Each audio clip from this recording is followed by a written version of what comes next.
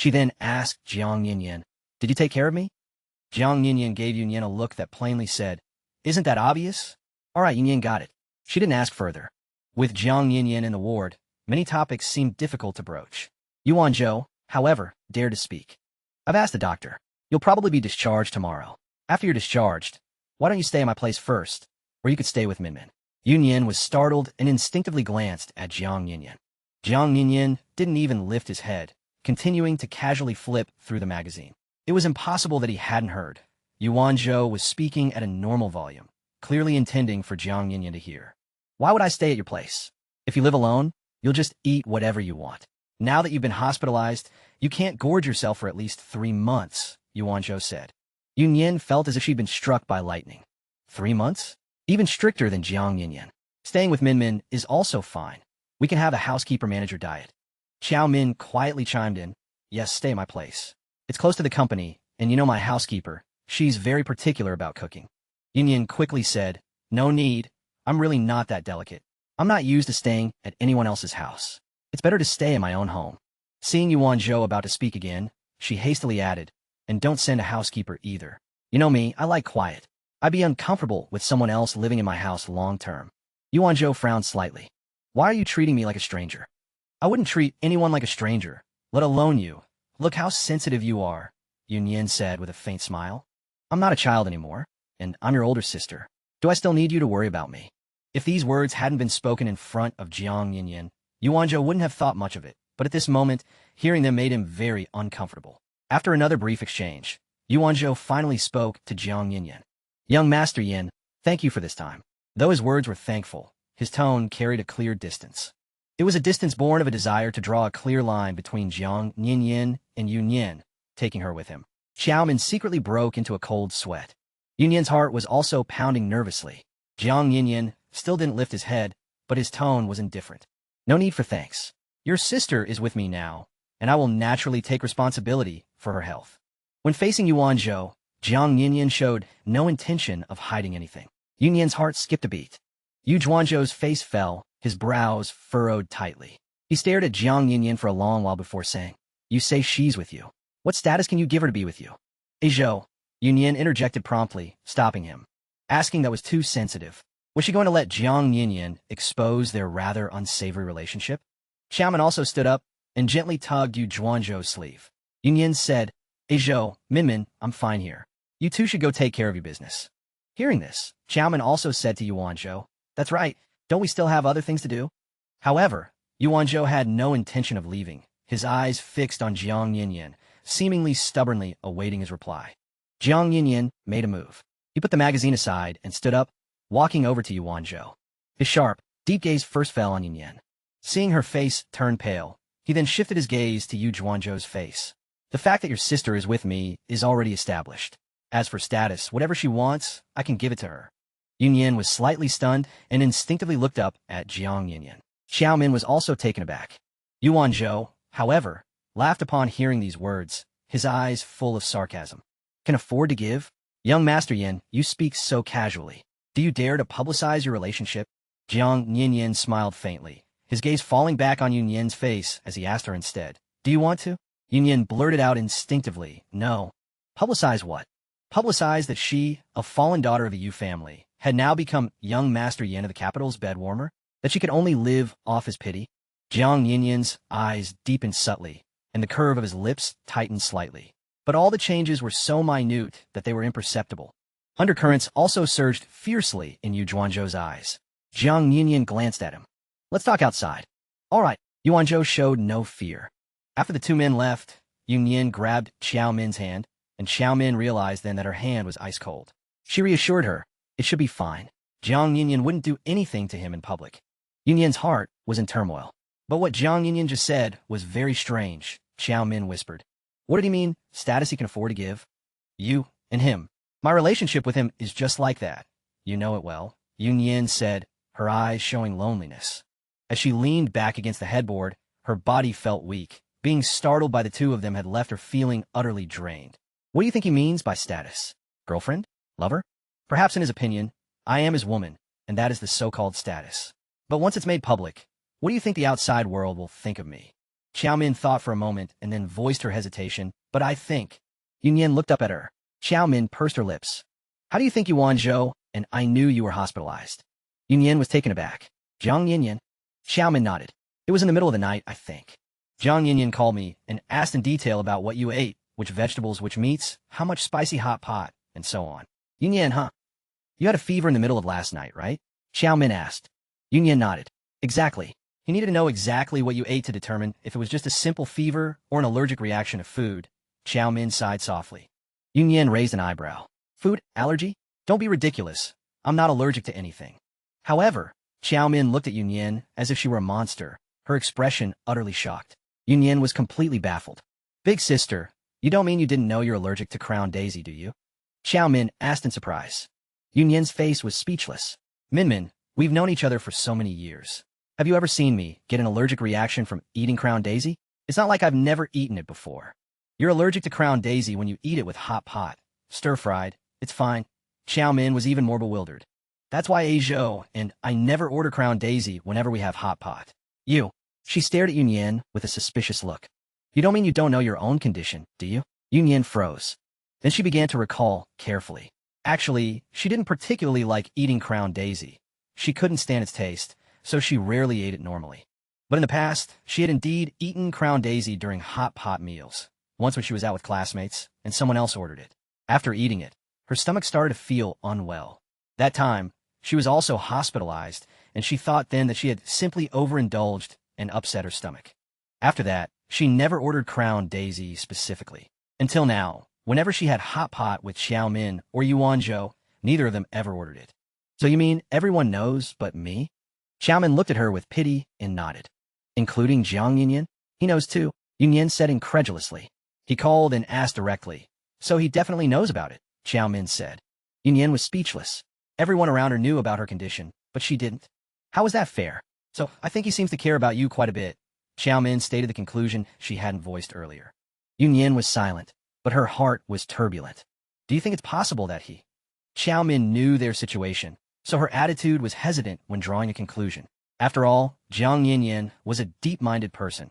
No one could truly fathom what he was thinking. Yun Yan understood what she was trying to say and quickly stopped her train of thought. Impossible. At most, he feels. She pondered how to define Jiang Yinyan's recent change of heart, finally saying, it's a rather complicated emotion. He hated the Yu family, yet at the same time, the most important period of his life was spent in the Yu family. Regardless of what her father had done to him, at least he was genuinely treated well when he was there. And as for her, she had depended on him since childhood. All her sense of security came from him. Could he detach himself from such a complicated past? She didn't believe it. At the end of the corridor, Jiang Yinyan and Yuan Zhou stood face to face. Sunlight streamed in from the window, elongating their shadows and making both men appear equally tall and imposing. Yuan Zhou didn't wait for Jiang Yinyan to speak, opening his mouth first. Can you let my sister go? The sunlight shifted across Yuan Zhou's face. Unlike Jiang Yinyan, who stood against the light, Yuan Zhou faced it directly. His handsome, prominent brows were illuminated clearly, making the hint of somberness in his eyes all the more apparent. He stared silently at Jiang Yinyan, without anger or vexation. After a long moment, he said, you're using everything I have to leverage Yun Yan's obedience, but do you really dare to touch me? It's true that the Yu family is scattered like monkeys when the tree falls, but Fang Yuan has the backing of the Shanghai Circle. If you touch me, you're touching the interests of the Shanghai Circle. Have you considered the risks, young Master Yan? As Fang Yuan, a subsidiary of the Yu Group, its situation had indeed been difficult since the Yu family's decline. He had traveled thousands of miles from Jiangnan to Beishur, attempting to stabilize the market, and the layers of hardship in this process were naturally self-evident. As the crown prince of the capital's elite circle, Jiang Yinyan had vast backing, and crushing Yuan Zhou would indeed be as easy as turning his hand. But Fang Yuan was not yet dead, and had done a great deal of work to return to Jiangnan, including reconnecting with the Shanghai Circle. Jiang Yinyan would need to think twice before moving against him or Fang Yuan at this time. Jiang Yinyan stood with his hands in his pockets, appearing very relaxed in the face of Yuan Zhou's aggressive demeanor. He smiled faintly. It's true I can't touch you right now, but it has nothing to do with your Shanghai Circle background. You know I'm a madman. Once I go crazy, I don't care who you are. Yuan Zhou narrowed his eyes slightly. What are you trying to say? Haven't you already figured out what I'm going to say? Jiang Yinyan's tone was unhurried. Yuanzhou pressed his lips together, forming a stern line. I'm not touching you only to save face for the Beijing Circle, Jiang Yinyan said casually. After all, losing one Zhang Xianwen from the Beijing Circle is already a loss. Wouldn't it be a pity if I also crippled you? At this, Yu Zhuanzhou's expression turned cold, and his voice was chilling. The Beijing Circle has nothing to do with me. How interesting, Jiang Yinyan sneered.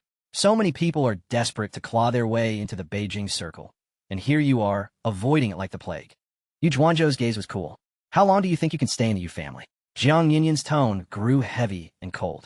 Yuanzhou lifted his chin slightly, his entire demeanor aloof. I'm a Yu family member. I am, and I always will be. Jiang Yinyan's lips curled in a sneer. Let's hope so. After Yinyan was discharged from the hospital, she returned to her own home. With Jiang Yinyan around, he naturally wouldn't let her stay at anyone else's place. It was Grandma Jiang's decision to assign a Jiang family nutritionist to her home. Yunyan's indulgence in food that landed her in the hospital hadn't been kept from Grandma Jiang. The old lady knew her stomach was sensitive, and without a word, sent over the best nutritionist. Jiang Yinyan offered an opinion. They just need to go to her place before meals. No need to live there. It was true that Yinyan disliked noise. Grandma Jiang, however, misunderstood, sighing. The apartment Yinyan is currently living in is indeed a bit small. Don't you have a few other properties under your name? Free up one for Yinyan to live in. Jiang Yinyan said, if she wants to live there, I can free one up for her any time. The problem was, she didn't want to. He actually also thought Yunyan's current apartment was small and far from the city center, and he had considered offering her another place. But she refused, preferring to stay in that particular neighborhood. He had even asked her, don't you usually complain about noise? Wouldn't living here be even noisier? It was an old neighborhood, with more white-haired residents coming and going than black-haired ones. Older people slept less and woke up early, so the neighborhood was lively before dawn. Then they went to bed early at night and couldn't make too much noise. For example, Yunyan's neighbor was a young person who had been complained about many times by the old lady downstairs, saying that the banging of doors in the middle of the night kept people from sleeping. But in reality, the young person came home from overtime work around 9 p.m. every night, simply going through their normal routine of washing up, moving around, and closing doors. So Jiang Yinyan couldn't understand. Yinyan said, I used to live more like I was floating in the clouds. Now it's quite good. The neighborhood has a lively, down-to-earth atmosphere, and I also have my own quiet, independent space. To be among the hustle and bustle, yet independent of the world, this was perhaps what Yunyan liked most. Grandma Jiang pondered and asked, are there no larger apartments for sale in her neighborhood? Jiang Yinyan understood what the old lady meant, but in fact, there truly weren't any. It wasn't that there were no large apartments, but that no one was selling. It was a 5 or 6 minute walk to the subway. Public transport outside the complex was well developed, and restaurants, large supermarkets, wet markets, and various convenience shops were lined up in a row. It was even said there was a large open-air market with a weekly fair. Even what Jiang Yinyan considered noisy, they viewed as lively and human. The residents in the complex had been neighbors for over a decade, making it a very mature community, and very few people sold their homes. Jiang Yinyan had inquired before. Even internal contacts said there were no listings. He had even considered buying above market price, but when Yinyan found out, she stated that the apartment type she currently lived in was the most comfortable, and she wouldn't trade it for any price. The nutritionist was very discreet and respected boundaries, making sure not to disturb Yinyan. In a flash, it was time to start work. However, Jiang Yinyan didn't let Yunyan go to work, insisting she stay home and recuperate. Yunyan felt rather depressed about this. Fortunately, she could still work from home. Aside from not being responsible for Jiang Yinyan's schedule, Yunyan kept a close eye on project matters. Bai Li's morning sickness was getting worse, and the news had even reached the secretarial office. Amy called Yunyan. Have you heard the big gossip after the new year? About Director Bai. Yunyan had a strong premonition. Sure enough, Amy said, Director Bai is pregnant before marriage. Director Bai herself isn't saying anything, but everyone isn't stupid. Many people have seen her throwing up in the restroom. Yunyan knew this couldn't be kept under wraps, wondering what Yang Li was thinking. How bold of him. Before the thought had fully faded, the project department announced the meeting time. Yunyan looked at the meeting notification method and was truly puzzled. Normally, if a team had a meeting, it would be announced directly in the team chat. Even if it was an entire project team meeting, the CEO's office would not be copied on the notification email. But this time, Yang Li called a meeting for the entire project department, and in the email, he copied Jiang Yinyan. This was very meaningful. Yinyan wasn't the only one who needed a video conference. With so many people in the large project team, some were on assignment and couldn't return to the company needed to attend. Furthermore, Yang Li openly requested Jiang Yinyan in the meeting email to please take time out of his busy schedule to attend, a request that made everyone exclaim Yang Li was quite bold. Jiang Yinyan had gone on a business trip after returning to work for the new year and was not in Beishur. Yunyan doubted whether Jiang Yinyan would even see the email, given the sheer volume of emails he received daily. Unexpectedly, 10 minutes later, Jiang Yinyan actually replied to the email. Just one word. Okay. This truly shocked everyone. The project team meeting was in the afternoon at 5:30 p.m., which was prime happy hour for most workers. Although overtime was common for the project team, some didn't work overtime and were just waiting for the half-hour mark to pass so they could catch their ride home, either to quickly prepare dinner or order a delicious feast and binge-watch shows. If it were any other meeting at this time, even Yunyan, recuperating at home, would grumble a few words. A meeting right before quitting time, and not even a small team meeting. How many people must be cursing Yang Li's lack of ethics in their hearts? But it was precisely because Yang Li organized it that Yunyan felt a slight anticipation. As soon as 5:30 arrived, the video conference began. Those in the company went directly to the large conference room. Yang Li had arrived quite early, as had several project leads, but Bai Li was nowhere to be seen. Bai Li was feeling extremely unwell that day. Yunyan had helped her finish her work. At 5:30, not a minute more or a second less, Jiang Yinyan logged on. His background looked very businesslike. Except for Bai Li, everyone was present. Yang Li was not one for preamble in meetings, so the pace for entering the meeting's main topic was quite fast. He began with a quick report on the past 2 days' work, mainly to Jiang Yinyan. To be honest, it had only been 2 days since work resumed. No matter how much work there was, it couldn't be important enough to personally report to Jiang Yinyan, could it? So after about 20 minutes, the work segment concluded. Everyone thought there would be some new assignments, but then Yang Li said, there are 10 minutes left before closing time. I'm going to use these 10 minutes to explain something to everyone. Once I'm done, you can all leave. I won't delay anyone for another minute. Hearing this, everyone perked up again. Then they heard Yang Li proactively mention Bai Li. Yang Li said, Director Bai is not pregnant before marriage. Director Bai and I registered our marriage a while ago. We haven't had time to hold a wedding because we've been too busy with work. These words were like a torpedo dropped into the deep sea, exploding. Everyone was in an uproar. Yunyan was actually shocked too. Although she was mentally prepared and had a vague premonition, she really didn't expect Yang Li to be so straightforward. Looking at Jiang Yinyan in the video, his face was calm, his eyes unperturbed, as if he had known about this all along. But Yunyan felt that even if he had only just learned of it today, he would most likely still wear that poker face. Also, Director Bai and I are in a relationship based on mutual affection. There is no improper relationship whatsoever. This entire matter is my fault for not informing everyone in time, which led to many misunderstandings. My apologies, Yang Li said. For a moment, everyone had something to say, but it was all congratulatory. Yunyan didn't say anything, watching the people in the conference room, chattering away, thinking to herself how fickle people were. They had a completely different expression when spreading rumors. After everyone had had their say, Yang Li directly asked Jiang Yinyan, CEO Jiang, do you have any comments on this matter? Yang Li's question was highly significant. Although Zhongshu didn't explicitly prohibit office romance, it was generally an unwritten rule, especially given Yang Li and Bai Li's positions. Such a situation would naturally make superiors overthink, and in severe cases, might even demand one of them resign. Even if not, it could make future promotions difficult. Everyone fell silent for a moment, waiting for Jiang Yinyan's verdict on Yang Li. Jiang Yinyan glanced at his wrist, then looked up and said, Yang Li, are you still going to waste my 10 minutes on this little private matter? Why do you ask for my opinion on whom you want to marry? Am I a matchmaker? If you want to ask for a vacation, just say so. Don't use being busy with work as an excuse. After speaking, he was the first to leave the conference room. Yunyan, curled up on the sofa at home, couldn't help but want to laugh at this scene from behind the screen, but since others could see her face, she had to suppress it again and again. Looking at Yang Li, there was no awkwardness on his face, only a faint smile playing on his lips. Then he told everyone, that's it for today. Quitting time has arrived. After the video conference ended, Yunyan could imagine what those people were thinking. Clearly, Jiang Yinyan's reaction was very important. If Jiang Yinyan had shown displeasure or said something harsh, it would have sent an important message. The group opposed workplace romance, and Yang Li and Bai Li would inevitably have to sacrifice one person. But what Jiang Yinyan said was, this little private matter of yours. The meaning was too obvious. Asterisk whether you, Yang Li, are with Bai Li is your business. What does it have to do with the group? Or rather, what does it have to do with anyone else? Asterisk. In fact, he was indifferent to the matter. Soon, Bai Li sent a WeChat message. CEO Zhang's reaction today really surprised me. followed by a shocked emoji. Yun Yin stared at the emoji and couldn't help but laugh. Surprised about what? Bailey. Asterisk, I always felt Yang Li and CEO Jiang were at odds. CEO Jiang would definitely take the opportunity to make things difficult for him. Okay, I admit my perspective was too narrow. Asterisk. Yun Yin sent a smiley face. Now, you need to broaden your thinking. Bailey, such as? Yun Yin. Asterisk you. Even though Yang Li promoted you, CEO Jiang affirmed your work ability, right? And you don't plan to leave Zhongshe, correct? Asterisk. Bailey. That's right. Yun Yin.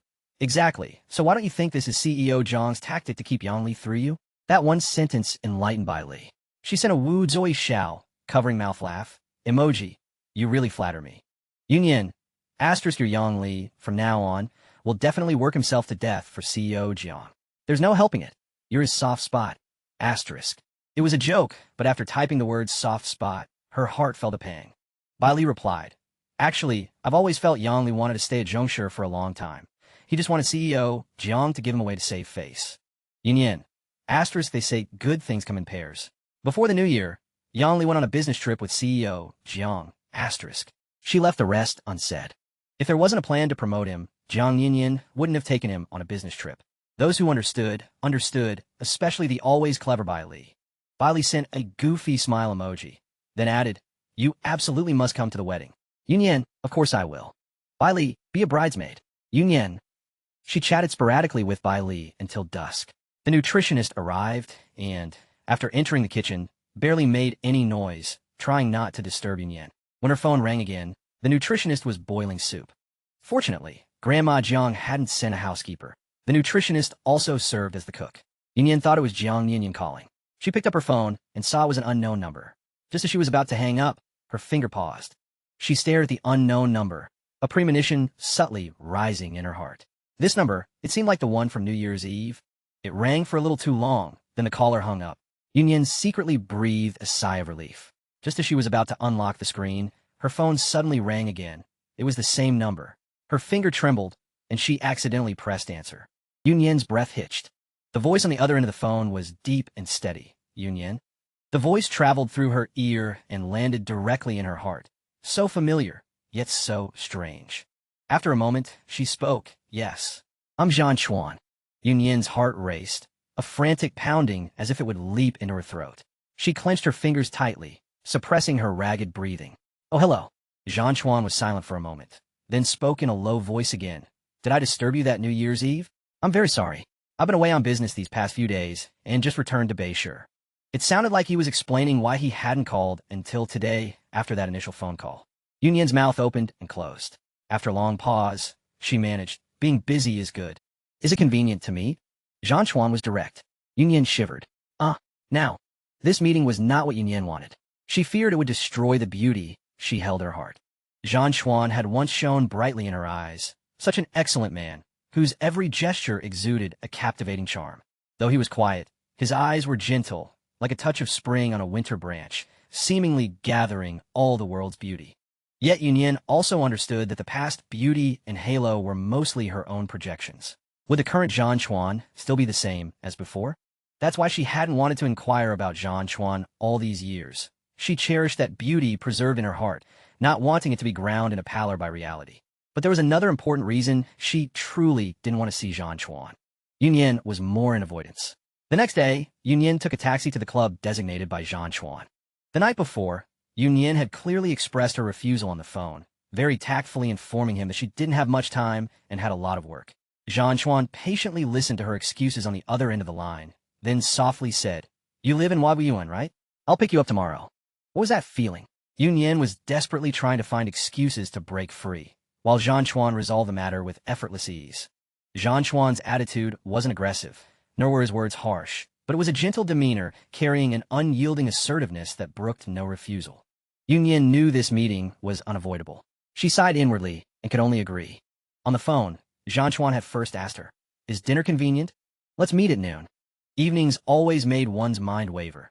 She was afraid of softening her resolve when she shouldn't. The club was private. Yun Yin wasn't surprised at all. The Zhan family, to which Zhan Chuan belonged, held an extraordinary position in Beijing's elite circles, so their outings were bound to be low-key. Upon entering the club, Yun Yin didn't need to say much. A slender, sweet-looking waiter asked if she was Ms. Yu, then led her towards the private room. They had to pass through a path lined with cultivated bamboo.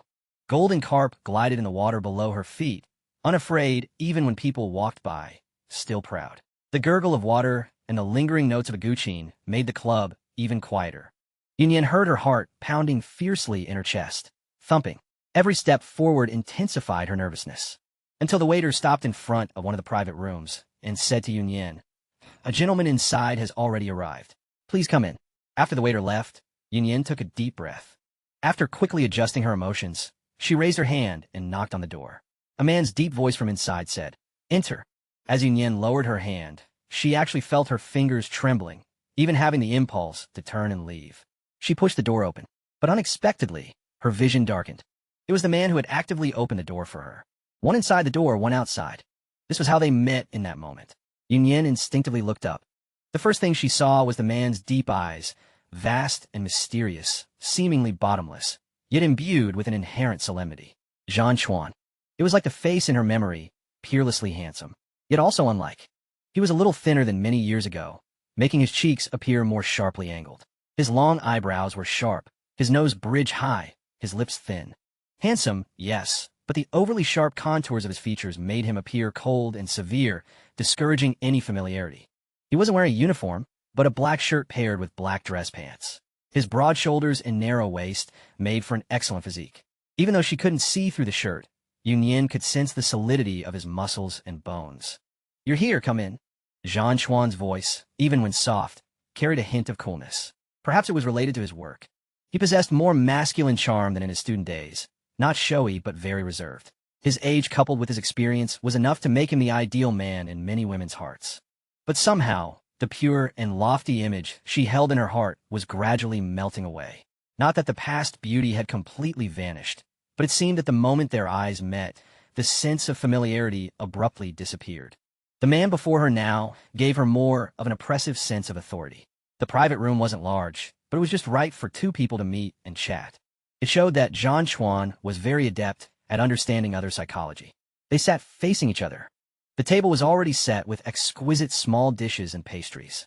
Yunyan noticed they were all delicacies from the Jiangnan region, pausing slightly. "Your taste hasn't changed after all these years, has it?" Zhan Chuan asked. "The chef at this club makes authentic Jiangnan cuisine. It tastes good, I thought you'd like it." Just by looking, Yunyan could tell that this meal was thoughtfully prepared. She softly said, "You went to so much trouble, Zhan." Prosecutor Zhan. Jiang Wenjun was the one who knew Zhan Chuan best, but even he had only touched lightly on Zhan Chuan's situation when in Nanzhou. People in the Beijing circles, once they entered the system, their identities became more sensitive, so Jiang Wenjun was also smart. As for the information about Zhan Chuan she heard later, it wasn't very accurate either. After deciding to meet Zhan Chuan, she called Jiang Wenjun and asked two things. First, about Zhan Chuan's current situation. According to Jiang Wenjun, after Zhan Chuan returned to China, he didn't pursue his preferred profession, nor did he go into business like other family members. He entered politics, joining the public prosecution and judicial system as a prosecutor. He blazed a trail, establishing himself in the procuratorate at the fastest speed. Now, he has become the youngest prosecutor general, highly valued by his superiors, with a promising future. Yunyan had searched for Zhan Chuan online. There wasn't much information, but his name appeared in certain major cases, especially commercial ones. She visited the Procuratorate's website and saw Zhan Chuan's name and photo. In his uniform, he looked stern and imposing. Even just looking at the photo deterred people from being presumptuous. Indeed, the youngest prosecutor general, yet with a brilliant track record. Second, about the Zhan family situation. Jiang Wenjun told Yunyan truthfully that old Master Zhan was indeed seriously ill. After the new year, his health had worsened, and he remained in the military hospital. "I estimate." Jiang Wenjun sighed. "He's nearing his end." He then cautioned Yunyan. "You know the sensitivities of Beijing's circle matters, right?" She knew. After all, the Yu family's closeness to the Jiang family meant she was naturally exposed to such things. For these elder figures in the Beijing circle, their health status was generally not publicized. It seemed that at least half of the information she had received earlier was true. After hearing her call him Prosecutor Zhan, Zhan Chuan paused his action of pouring water from the pot. Then, without batting an eyelid, he finished pouring her lemon water and said, "Calling me Prosecutor Zhan makes you sound like a stranger. Then what should I call you?" "Miss you." He smiled. "Let's stick to the old way, or you could just call me by my name." Yunyan raised her hand to touch the water glass and softly said, okay. In the past, she always called him Senior Jiang Chuan whenever she saw him. Compared to Jiang Chuan's coldness, someone like Jiang Wenjun was much more approachable, so Yunyan would simply call him Jiang Wenjun. It's been many years since we last met. Jiang Chuan didn't let the atmosphere grow cold. He looked up at her. The little girl has grown up too. Yunyan gave an unnatural smile. Life forces people to grow up, I suppose. I heard about the Yu family situation. Jiang Chuan picked up communal chopsticks, placed a pastry on the bone china plate in front of her. I'm very sorry I couldn't help you then. Yunyan lowered her gaze. It's all in the past. Jiang Chuan put down his chopsticks and looked at her, saying nothing. Yunyan hadn't been talkative when facing Jiang Chuan in the past. She was, however, quite natural and playful with Jiang Wenjun. After so many years, meeting again now, Yunyan didn't know what to say for a moment. Coupled with Jiang Chuan's current identity as a prosecutor general, honestly, she was a bit intimidated by dealing with people from official circles. Even if the person was Jiang Chuan. Seeing Jiang Chuan silent, Yunyan looked up. Unexpectedly, she saw him gazing at her intently, his eyes dark and profound, like a bottomless abyss. Yunyan quickly averted her gaze, her heart beating uneasily, her breathing subtly quickening. Perhaps it was related to his profession. She felt his gaze was extremely sharp, capable of seeing through everything. Jiang Chuan spoke, his voice quite low. Aren't you going to try it? Yunyan uttered an "oh," picked up her chopsticks, took the pastry from the plate, brought it to her lips, and took a small bite. Then she said, "It's quite delicious." Jiang Chuan's lips curved slightly. You can tell if it's delicious just by biting the skin of the pastry. It seemed teasing. Yunyan was quite embarrassed for a moment. Yes, she hadn't tasted it properly. This meeting turned Yunyan into a complete introvert. It was as if there were topics to discuss, but she didn't know how to start. I'm very sorry, Jiang Chuan said softly. I'm not very good at talking now. Yunyan was slightly stunned, not expecting him to apologize. She thought, you used to not like to talk, and now you're not good at talking? She pondered for a moment. In the procuratorate, shouldn't you be speaking more? How could someone in politics not be good at speaking? Jiang Chuan understood her meaning and explained unhurriedly. I mostly deal with those who break laws and regulations, so over time, it became a habit not to speak pleasantly. Yunyan looked at him. Oh, I see. Then what? It seemed she was the conversation ender. Jiang Chuan didn't press her to speak. He picked up the communal chopsticks and asked her, which one else would you like to eat? No need. I can pick it myself. Yunyan gently refused. Jiang Chuan noticed the panic in her eyes and smiled. Okay, make yourself at home. Make yourself at home? How could I? Yunyan thought silently to herself. The person sitting opposite me is a young prosecutor specializing in bringing down powerful, corrupt officials, someone with formidable methods. But she took a deep breath, looked up at him. Prosecutor Jean. Seeing him raise an eyebrow slightly, she changed her address. Senior Jean, did you want to see me about something? The tone on the phone had been unrefusable. Jiang Chuan's gaze remained on her face. Her awkwardness, her nervousness, were all noticed by him. He was a man with sharp eyes. He softly said, you don't want to see me, and you've been quite resistant since you came in. Why? Are you worried about Yuan Zhou? Yunyan's breath hitched, her eyes trembled slightly. After a long pause, she said, yes, I'm afraid you'll take Zhou away. Jiang Chuan looked at her, a serious expression gradually coloring the corners of his eyes and brows. You actually, Yunyan saw the change in his expression, and her heart sank. It's about Zhou, isn't it? Nyan. This time, Jiang Chuan didn't call her Yunyan, but used his old appellation for her. His voice was low. Zhou will return to the Zhang family sooner or later. After all, he is my younger brother. Yunyan's breathing immediately became obstructed, as if her airways were blocked. Her heart pounded violently against her chest, a painful sensation. Zhou came to the Yu family when he was 5. His father led him by the hand through the Yu family's main gate that year. Yunyan was 6 years old then. Even with fragmented memories, she could still recall scattered scenes. She remembered her mother, upon seeing Zhou, embracing him with slightly reddened eyes. Her father's expression was quite solemn at the time, but he quickly called her over and said, from now on, he is your younger brother. What's his name? Yunyan asked. Her father thought for a moment and said, his name is Yuan Zhou. Yuan Zhou. You can call him Zhou. Her father then spoke to Yuan Zhou. Child, from now on, the Yu family is your home. You can call us mom and dad, but it's okay if you don't want to. In any case, no one will dare to bully you anymore. You have a sister, you have a family. The Yu family is your backing. For half a year after coming to the family, Yuan Zhou barely spoke. Yunyan was very curious about him, constantly asking all sorts of questions in the first few months, for example, who his parents were, why he came to the Yu family, and so on, but Yuan Zhou never answered. If she hadn't seen him speak, Yunyin would have truly thought he was mute. Her mother called her over and said, Ajo has been through something very bad. Unless he's willing to talk about it, we shouldn't ask. If you force him to speak, he'll feel even worse. From that day on, Yunyin stopped asking. Although Yuanzhou didn't like to talk, he was quite attached to her. Perhaps it was because she genuinely regarded Yuanzhou as her younger brother, and at that time, she truly wanted a younger brother or sister. The Yu family was a prominent household, so the sudden appearance of an extra child naturally aroused suspicion. Initially, her parents claimed he was an adopted child. Gradually, as the Yu family's business grew, coupled with Yuan's regard and care for Ajo, the outside world became more willing to believe Yuanzhou was Yuan's illegitimate child from outside the family. Later, no one paid attention to the matter anymore. Yunyin learned about Ajo's true situation a year later. That night, Yunyin and Yuanzhou were both hungry and planned to go down to the kitchen to find something to eat. As they passed their parents' room, they faintly heard voices talking inside. Her mother said, "The Zhang family situation is right before our eyes.